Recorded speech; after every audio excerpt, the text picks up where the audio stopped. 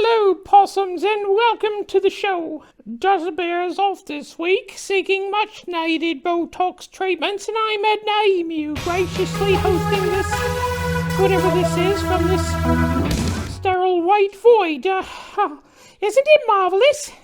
It reminds me of my first husband. Yeah. So, are you ready for a very sick bird giving health advice, huh? Excellent. We could start tonight with the fact that Tucker Carlson, seen here wondering where his life went wrong again, has been canned by Fox despite being its biggest shrill. Or we could talk about the Sudan, a civil war that's getting less civil by the day. But that's not our mandate, is it?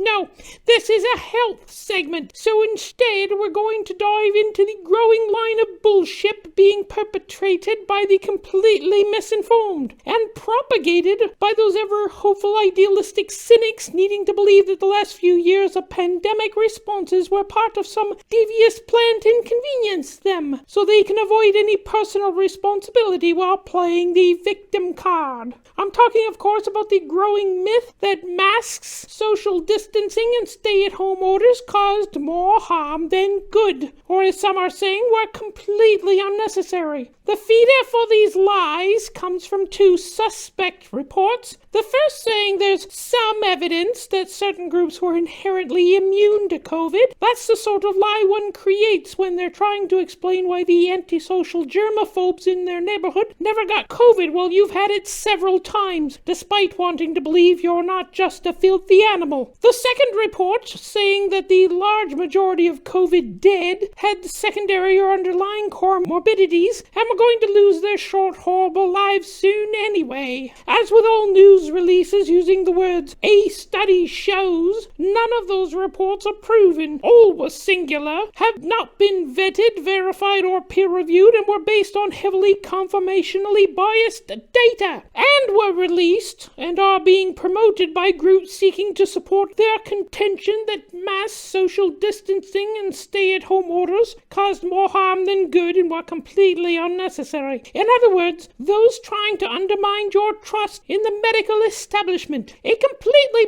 bollocks argument, since when you're having a heart attack you want a doctor, don't you, not some moron with high-speed internet. In short, all those reports are bullshit, and we know that from the reams of very evident empirical data. Say, for example, the difference in the pre-vaccine rates of contagion and death between just two neighboring states, North Carolina and West Virginia. North Carolina had longer lockdowns, wider mask mandates, and emphasized social distancing, and the death rate from COVID was 2.07 per 1,000 humans. West Virginia did none of that, taking a largely you're-on-your-own approach to the pandemic, and despite having 1/10 the population and a fraction the density, managed a whopping 4.5 deaths per 1,000 humans, more than double possums. Or you could compare the Canadian provinces of Alberta and Ontario. Ontario's pre-pandemic average age was 42.2 years.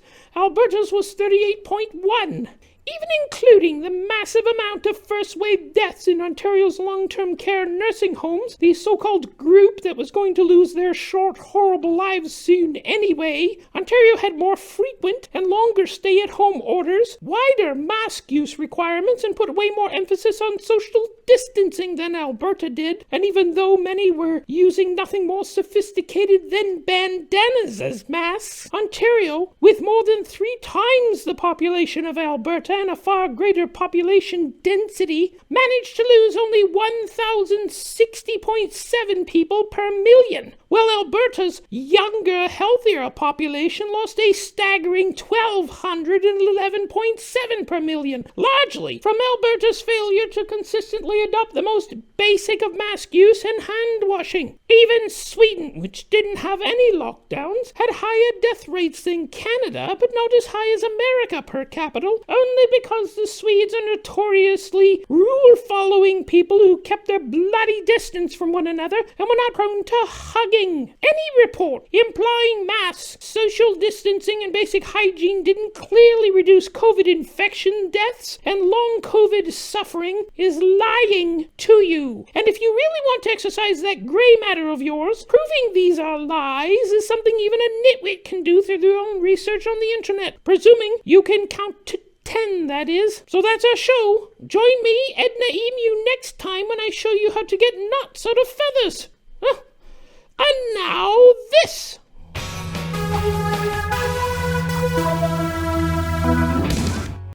Seriously, Derry, what am I throwing to? There literally is nothing back there. Oh well.